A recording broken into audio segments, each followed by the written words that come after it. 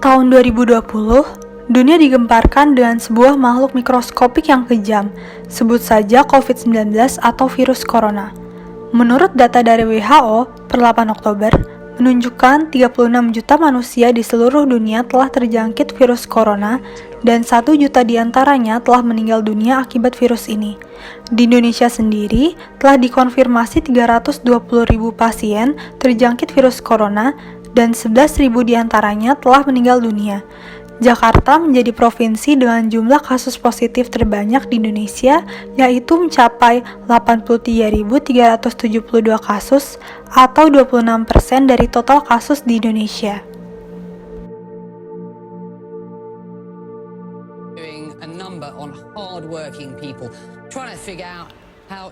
Akibat pandemi ini, kita terpaksa untuk mengubah gaya hidup kita.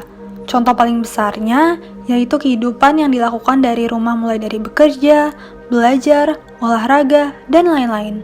Semua membatasi kegiatan di luar rumah agar terhindar dari virus ini. Selain dari aktivitas yang berubah, terdapat pula berbagai dampak sosial seperti kegiatan ekonomi yang berubah trennya dan kemampuan bersosialisasi antar manusia yang dapat dikatakan menurun.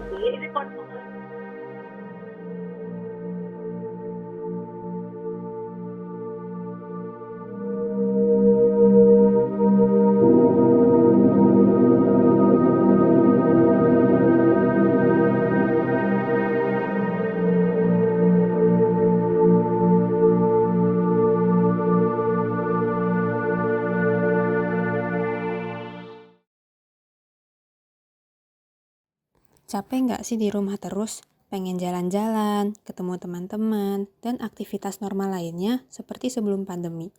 Pasti selalu muncul dalam pikiran kita, kapan sih pandemi ini akan berakhir? Prediksi demi prediksi bermunculan, tetapi belum ada yang terbukti benar. Mengapa? Pandemi ini memiliki faktor lain untuk menghentikan persebaran virusnya. Kita mengenal protokol kesehatan new normal. Protokol tersebut meliputi mencuci tangan, mengenakan masker, dan menjaga jarak. 3 hal tersebut sangatlah mudah untuk dijalankan, tetapi hanya untuk masyarakat yang memiliki sarana yang mendukung. Kita ambil contoh di Jakarta, provinsi dengan kasus positif terbanyak di Indonesia. Tepatnya daerah ini. Air sungai yang menjadi sumber air mereka sehari-hari terlihat kotor bukan? Dengan sumber air yang ada, bagaimana cara mereka mencuci tangan dengan bersih? Itu baru dari sebuah daerah di Jakarta. Bagaimana dengan keadaan air daerah lain di Indonesia? Menurut data, 37% masyarakat belum memiliki akses air minum yang layak, dan 47% daerah di Indonesia memiliki sanitasi yang belum layak. Hal ini bertentangan dengan salah satu poin tujuan pembangunan global nomor 6, yaitu air bersih dan sanitasi. Dengan keresahan tersebut, kami mahasiswa Teknik Industri UI Angkatan 2019 menggagaskan sebuah inovasi yang bertujuan untuk menyediakan kebutuhan air bersih. Inovasi tersebut bernama Water Purification System. Sistem ini menyediakan air bersih yang diperoleh dari 2 sumber alam yang berbeda, yaitu air hujan dan air sungai.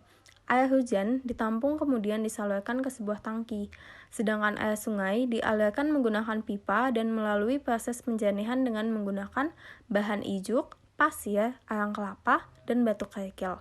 Air sungai yang telah dijernihkan kemudian disalurkan ke tangki yang juga merupakan penampungan air hujan. Air yang telah ditampung kemudian dijernihkan kembali dengan teknologi nano. Air yang telah jernih pun siap untuk didistribusikan ke masyarakat sekitar yang membutuhkan. Sistem ini sangat membantu masyarakat untuk memenuhi kebutuhan air bersih dan sanitasi. Kami sadar kami tidak mampu melakukannya tanpa bantuan dari pihak lain. Oleh karena itu, gagasan ini sangat membutuhkan bantuan Kementerian PUPR dan perusahaan PDAM untuk pembangunan dan sarana penyaluran ke warga. Pemenuhan kebutuhan air bersih dan sanitasi pun dapat meningkat, serta dapat mencapai Sustainable Development Goals tahun 2030.